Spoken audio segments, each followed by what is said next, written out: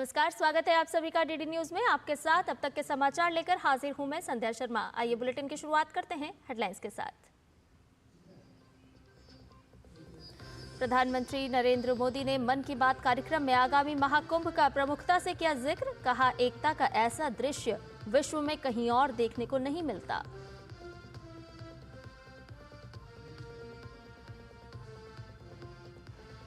PM ने malaria और cancer जैसी बीमारियों पर हालिया रिपोर्ट को बताया संतोषजनक। कहा, देश विज्ञान, स्वास्थ्य और शिक्षा के क्षेत्र में तेजी से बढ़ रहा है आगे।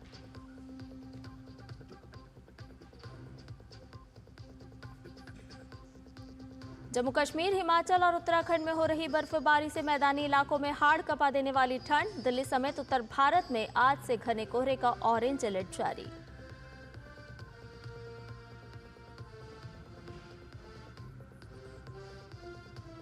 दक्षिण कोरिया के मुआन अंतर्राष्ट्रीय हवाई अड्डे पर जेजू एयर का विमान लैंडिंग के दौरान दुर्घटनाग्रस्त।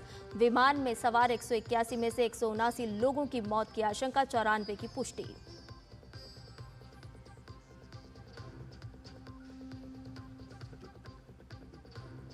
और मेलबर्न टेस्ट में भारत के खिलाफ ऑस्ट्रेलिया की बढ़त 302 रन। जसप्रीत बुमराह ने पूरे किए 200 टेस्ट विकेट।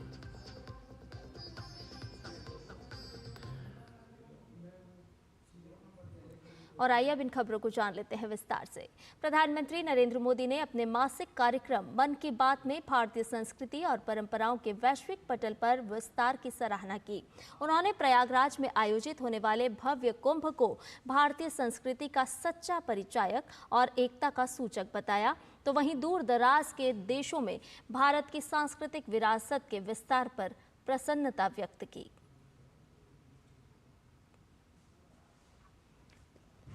आगामी 13 जनवरी से प्रयागराज में सबसे बड़े धार्मिक समागम महाकुंभ का आयोजन होने जा रहा है, जो 45 दिनों तक चलेगा। प्रधानमंत्री नरेंद्र मोदी ने अपने कार्यक्रम मन की बात में आगामी महाकुंभ की प्रमुखता से चर्चा की। उन्होंने कहा कि कुंभ का धार्मिक महत्व तो है ही, साथ ही इसकी विशालता और विविधता भी इसकी विशेषता है, जिसमें कहीं कोई भेदभाव नहीं दिखता। उन्होंने कहा कि एकता का ऐसा दृश्य विश्व में कहीं और देखने को नहीं मिलता। उन्होंने बताया कि इस ऐतिहासिक समागम में श्रद्धालु डिजिटल महाकुंभ के भी साक्षी बनेंगे। इस बार प्रयागराज में देश और दुनिया के श्रद्धालु डिजिटल महाकुंभ के भी साक्षी बनेंगे। डिजिटल नेविगेशन की मदद से आपको अलग अलग घाट, मंदिर, साधुओं के अखाड़ों तक पहुंचने का रास्ता मिलेगा। यही नेविगेशन सिस्टम आपको पार्किंग तक पहुंचने में भी मदद करेगा। पहली बार कुंभ आयोजन में एआई चैटबॉट का प्रयोग होगा। एआई चैटबॉट के माध्यम से 11 भारतीय भाषाओं में कुंभ से जुड़ी हर तरह की जानकारी हासिल की जा सकेगी।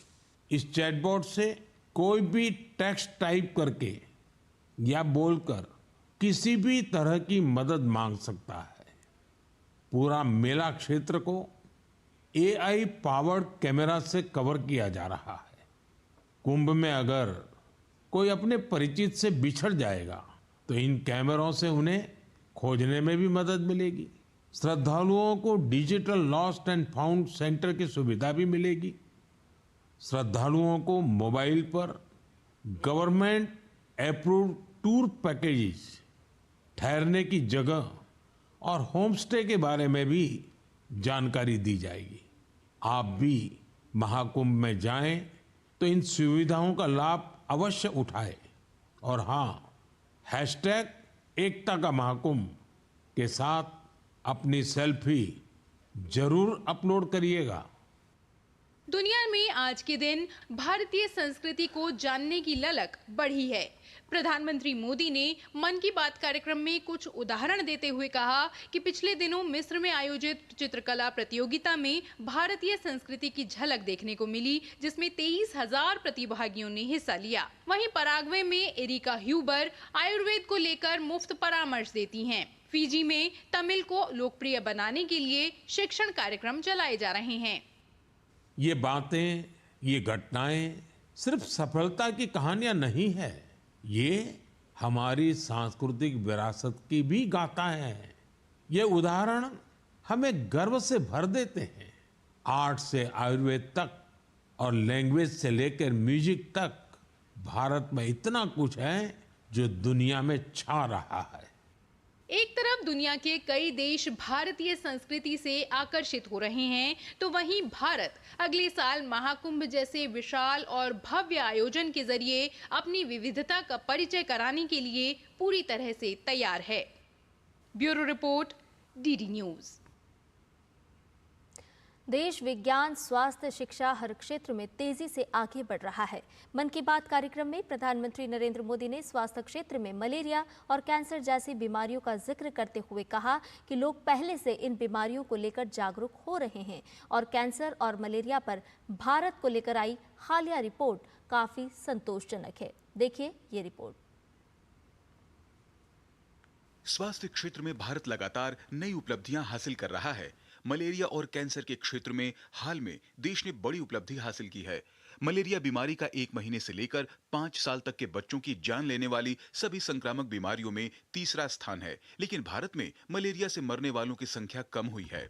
विश्व स्वास्थ्य संगठन की रिपोर्ट के अनुसार भारत में 2015 से 2023 के बीच मलेरिया के मामलों और इससे होने वाली मौतों में 80% की कमी आई है। इस सफलता में जन भागीदारी ने जहां अहम भूमिका निभाई है, वहीं तकनीक और सोशल मीडिया का भी लोगों ने इस दिशा में सहारा लिया है। मन की बात कार्यक्रम में देश के कई कोनों में किए जा रहे प्रयासों का उदाहरण देते हुए प्रधानमंत्री मोदी ने मलेरिया के खिलाफ जंग को और तेज करने की बात कही। असम में जोरहाट के चाय बागानों में मलेरिया 4 साल पहले तक लोगों की चिंता की एक बड़ी वजह बना हुआ था, लेकिन जब इसके उन्मूलन के लिए चाय बागान में रहने वाले एकजुट हुए तो इसमें काफी हद तक सफलता मिलने लगी। अपने इस प्रयास में उन्होंने टेक्नोलॉजी के साथ साथ सोशल मीडिया का भी भरपूर इस्तेमाल किया है। इसी तरह हरियाणा के कुरुक्षेत्र जिले ने मलेरिया पर नियंत्रण के लिए बड़ा अच्छा मॉडल पेश किया। यहाँ मलेरिया की मॉनिटरिंग के लिए जन भागीदारी काफी सफल रही है। नुक्कड़ नाटक और रेडियो के जरिए ऐसे संदेशों पर जोर दिया गया जिससे मच्छरों की ब्रीडिंग कम करने में काफी मदद मिली है। देश भर में ऐसे प्रयासों से ही हम मलेरिया के खिलाफ जंग को और तेजी से आगे बढ़ा पाए हैं। कैंसर बीमारी को लेकर लोगों में जागरूकता बढ़ी है। भारतीय लोग अब कैंसर का इलाज समय पर करवा पा रहे हैं। दुनिया की प्रतिष्ठित मेडिकल जर्नल लैंसेट के अनुसार भारत में कैंसर का इलाज समय पर शुरू होने की संभावना काफी बढ़ गई है। 30 दिनों के भीतर कैंसर का इलाज शुरू होने में आयुष्मान भारत योजना की अहम भूमिका सामने आ रही है। इस योजना के कारण 90% मरीज समय से अपना इलाज शुरू करवाने में सक्षम हुए हैं। प्रधानमंत्री ने कहा कि आयुष्मान भारत योजना कैंसर के इलाज में मददगार साबित हो रही है। सबके प्रयास से कैंसर को हराने का संकल्प और मजबूत हुआ है। इस सफलता का क्रेडिट उन सभी को जाता है जिन्होंने जागरूकता फैलाने में अपना अहम योगदान दिया है। कैंसर से मुकाबले के लिए एक ही मंत्र है, अवेयरनेस, एक्शन और एश्योरेंस। अवेयरनेस यानी कैंसर और इसके लक्षणों के प्रति जागरूकता, एक्शन यानी समय पर जांच और इलाज, एश्योरेंस यानी मरीजों के लिए हर मदद उपलब्ध होने का विश्वास। आइए हम सब मिलकर कैंसर के खिलाफ इस लड़ाई को तेजी से आगे ले जाएं और ज्यादा से ज्यादा मरीजों की मदद करें। केंद्र सरकार के प्रयास के कारण आम जनता पहले के मुकाबले मलेरिया, कैंसर, टीबी और अन्य बीमारियों से अब काफी लड़ रही है। सरकार की स्वास्थ्य संबंधी योजनाओं और बीमारियों के प्रति बढ़ती जागरूकता से देश स्वस्थ भारत के लक्ष्य की ओर तेजी से बढ़ रहा है। Bureau report, DD news. साल 2024 में खेल के क्षेत्र में भारत ने कई उपलब्धियां हासिल की है। क्रिकेट, शतरंज, पेरिस ओलंपिक और पैरालंपिक में भारत ने झंडे गाड़े हैं। मन की बात में प्रधानमंत्री नरेंद्र मोदी ने बस्तर में हुए अनोखे ओलंपिक का जिक्र कर स्थानीय खेल प्रतिभाओं को आगे बढ़ाने का अवसर देने को कहा है, जिससे कि वे आने वाले समय में राष्ट्रीय और अंतर्राष्ट्रीय स्तर पर भारत का नाम रोशन कर सकेंगे। साथ ही प्रधानमंत्री ने साइकिलिंग के जरिए फिटनेस को जीवन का हिस्सा बनाने को कहा। खेल के क्षेत्र में भारत लगातार नए कीर्तिमान गढ़ रहा है। छोटे छोटे शहरों से आ रही खेल प्रतिभा अपने अदम्य साहस और जज्बे के बल पर अंतर्राष्ट्रीय स्तर पर देश का नाम रोशन कर रही है।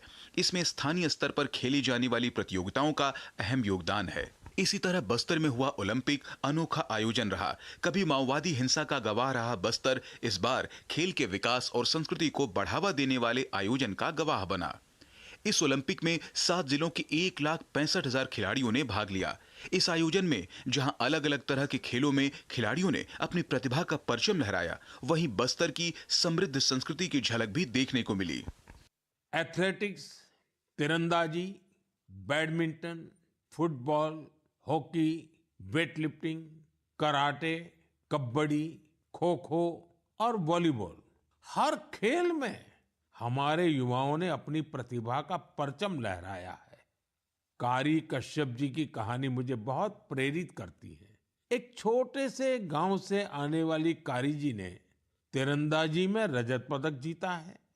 एक समय नक्सली प्रभाव में आए पूनम जी आज व्हीलचेयर पर दौड़कर मेडल जीत रहे हैं। उनका साहस और हौसला हर किसी के लिए प्रेरणा है। कोंडा गांव के तीरंदाज रंजू सौरी जी को बस्तर यूथ आइकॉन चुना गया है। प्रधानमंत्री नरेंद्र मोदी ने कहा कि हमारे देश में आ रहे बदलाव और युवा साथियों के जोश और जज्बे का प्रतीक है। साथ ही उन्होंने हैशटैग खेलेगा भारत जीतेगा भारत के साथ स्थानीय खिलाड़ियों से अपनी कहानी साझा करने को कहा। मैं आप सभी से आग्रह करता हूं, अपने क्षेत्र में ऐसे खेल आयोजनों को प्रोत्साहित करें।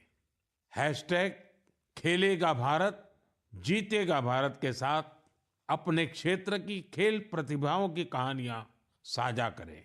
स्थानीय खेल प्रतिभाओं को आगे बढ़ने का अवसर दें।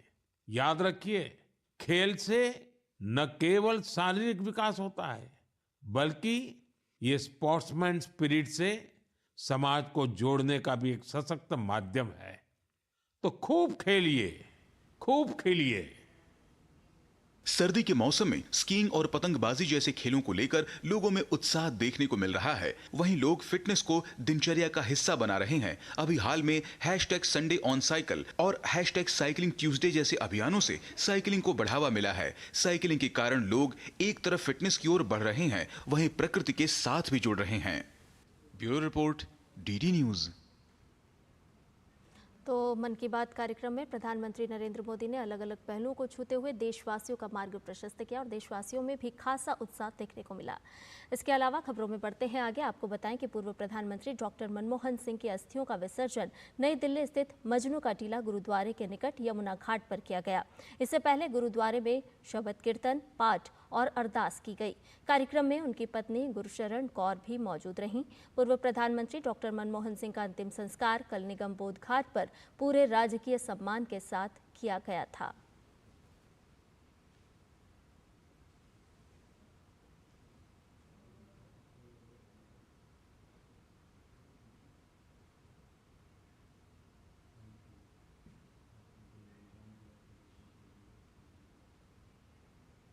और बुलेटिन में खबरें अभी और भी है, लेकिन फिलहाल रुक रहे हैं एक छोटे से ब्रेक के लिए, जल्द हाजिर होंगे। हनी भी उड़ी उड़ के चली फूलों के पास, आसमां के साथ चुन चुन के बनाया प्यार। प्योर और नेचुरल शहद है खास, इसमें है मिठास, इसमें है कुछ खास।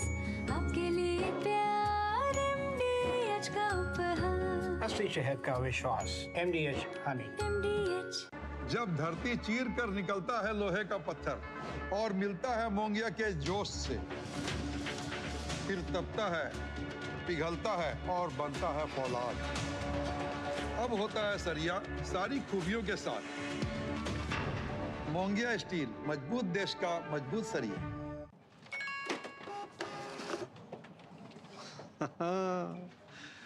मान लो आपके बॉस का मैसेज आए कि इमरजेंसी है, अभी का अभी गिफ्ट कार्ड और वाउचर खरीद के पर्सनल मेल पर भेजो, क्या करोगे? भेज दोगे? बॉस, ये बॉस नहीं, बॉस की तस्वीर लगा के फ्रॉडगिरी करने वाले हैं। मैं बॉस का फेवरेट बनना चाहता हूँ, पर मूर्ख नहीं हूँ। याद रहे, यूपीआई सेफ है, पर कोई आपको बेवकूफ बनाना चाहे तो कहो मैं मूर्ख नहीं हूँ।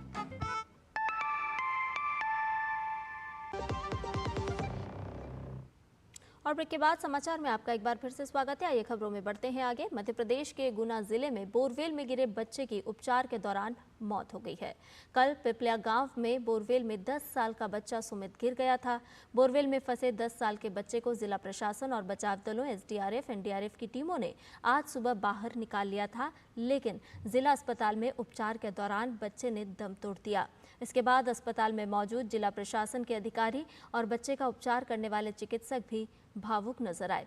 गड्ढे में फंसे रहने के दौरान सुमित के हाथ पैर रात भर पानी में डूबे रहे, वहीं उसकी गर्दन पानी से बाहर नजर आ रही थी, लेकिन मुंह में मिट्टी भर गई थी। बोरवेल से बाहर आते ही सुमित को गंभीर हालत में फौरन जिला अस्पताल लाया गया, जहां गुना सीएमएचओ डॉक्टर राजकुमार ऋषिश्वर की अगुवाई में आधा दर्जन चिकित्सकों ने सुमित का उपचार शुरू किया, लेकिन कुछ ही देर के बाद सुमित की मौत हो गई। बच्चे की मृत्यु के बाद परिजन मातम मना रहे हैं और शोक में डूबे हुए हैं।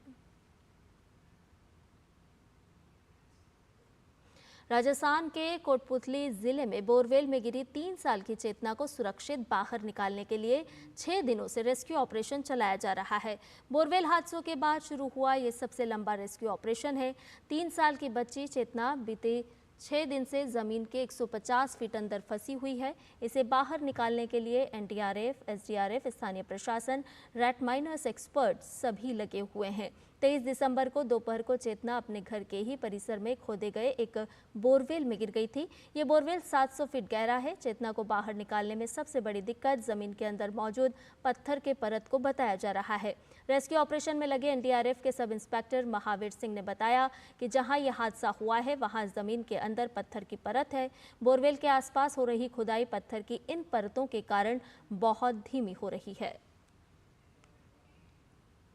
अभी तकरीबन 4 फीट के आसपास खुदाई हो चुकी है। हम लोग अपना काम लगातार कर रहे हैं। जब नीचे पत्थर आ गया तो जितना टाइम में 150 फीट खोदने में लगा, उतना टाइम उस मशीन को 15 फीट खोदने में लग गया पूरा दिन। तो अब उसी मशीन को जो 15 फीट पूरा दिन लग गया 15 फीट खोदने में, तो हमको 8 फीट खोदना है, वो भी मैनुअली खोदना है। आप अंदाज़ा लगा सकते हो कितनी मतलब हार्ड चीज़ है, लेकिन जवानों के हौसले है, तो हौसले के साथ काम कर रहे हैं सभी लोग।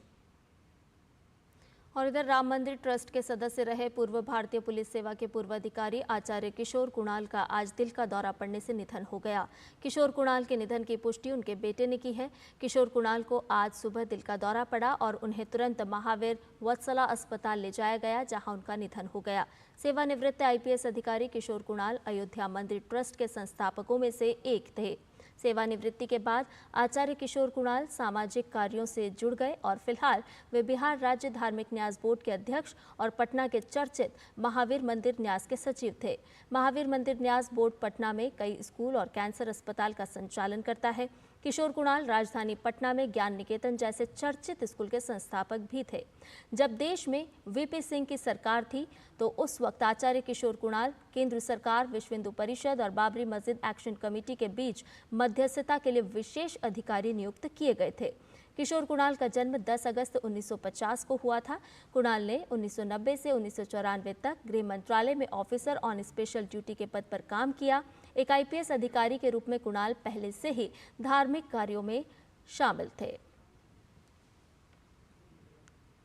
और इधर दिल्ली में गणतंत्र दिवस परेड की रिहर्सल जारी है। कर्तव्य पथ पर रक्षा कर्मियों की गणतंत्र दिवस परेड को लेकर रिहर्सल पिछले कई दिनों से जारी है।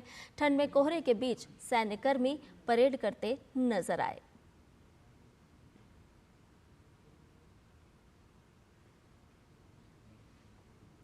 और इधर जम्मू कश्मीर, हिमाचल और उत्तराखंड में लगातार हो रही बर्फबारी से मैदानी इलाकों में हाड़ कपा देने वाली ठंड पड़ रही है। रिकॉर्ड बारिश और बर्फबारी से पूरे उत्तर और मध्य भारत में ठिठुरन बढ़ गई है।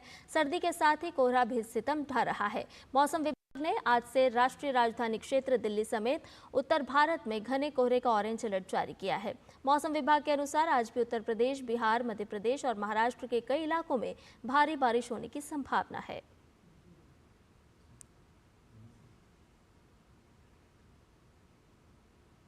वहीं दिल्ली एनसीआर में हुई बारिश से तापमान में बड़े पैमाने पर गिरावट आई है, जिससे राष्ट्रीय राजधानी में रहने वाले लोगों की परेशानी बढ़ गई है। सुबह के समय दिल्ली के कई शहरों में घना कोहरे के साथ शीतलहर तेज हो गई। मौसम विभाग के मुताबिक दिल्ली में न्यूनतम तापमान 5 डिग्री तक गिरने की संभावना है। स्थानीय लोगों का कहना है कि ठंड से उनकी परेशानी बढ़ गई है, जिससे बचने के लिए उन्हें आग और कंबल का सहारा लेना पड़ रहा है।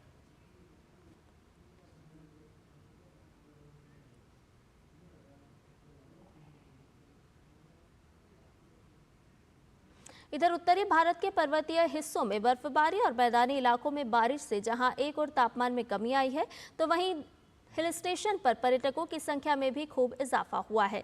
जम्मू कश्मीर के श्रीनगर, डोडा, पुंछ, रामबन और भद्रवाह में भारी बर्फबारी के कारण पूरा क्षेत्र सफेद चादर में ढका हुआ नजर आया। घटता पारा और लगातार बर्फबारी लोगों के लिए परेशानी का सबब भी बनते जा रही है। कई स्थानों पर सड़कों पर जमी बर्फ के कारण यातायात बाधित है, जिसे हटाने और यातायात बहाल करने के लिए स्थानीय प्रशासन लगातार काम कर रहा है। जम्मू श्रीनगर राष्ट्रीय राजमार्ग भारी बर्फबारी के चलते बंद हो गया है।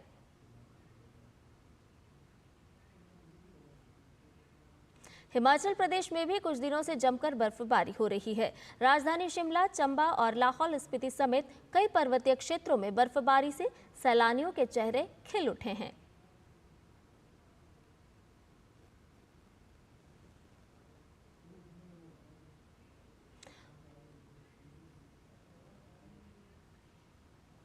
और इधर दक्षिण कोरिया के मुआन अंतर्राष्ट्रीय हवाई अड्डे पर जेजू एयर का विमान लैंडिंग के दौरान दुर्घटनाग्रस्त हो गया।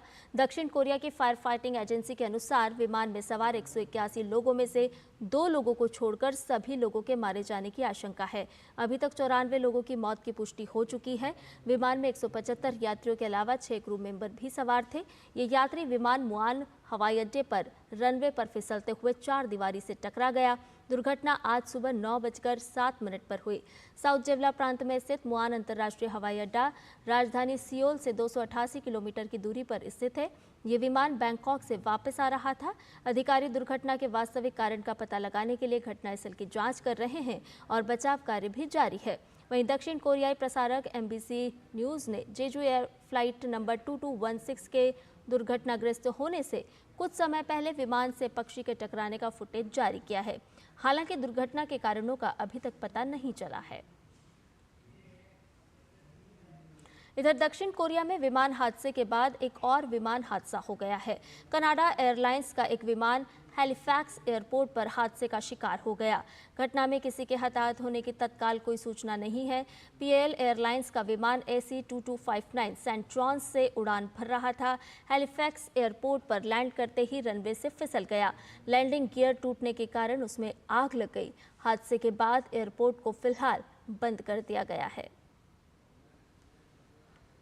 और इधर मेलबर्न टेस्ट के चौथे दिन ताज़ा समाचार मिलने तक ऑस्ट्रेलिया ने अपनी दूसरी पारी में 9 विकेट खोकर 207 रन बना लिए हैं। सैम कॉन्स्टास 8 रन बनाकर बुमराह की गेंद पर बोल्ड हुए। वहीं उस्मान ख्वाजा को सिराज ने आउट किया। स्टीवन स्मिथ भी सिराज का ही शिकार बने। इसके बाद जसप्रीत बुमराह ने ट्रेविस हेड, मिशेल मार्श और एलेक्स कैरी को आउट कर ऑस्ट्रेलियाई बल्लेबाजी की कमर तोड़ दी। ट्रेविस हेड को आउट करने के साथ ही बुमराह ने टेस्ट में अपने 200 विकेट पूरे किए। इससे पहले भारत ने अपनी पहली पारी में 369 रन बनाए। नीतीश कुमार रेड्डी ने भारत की तरफ से सर्वाधिक 114 रन की पारी खेली। पहली पारी के आधार पर ऑस्ट्रेलिया को 105 रन की बढ़त हासिल हुई।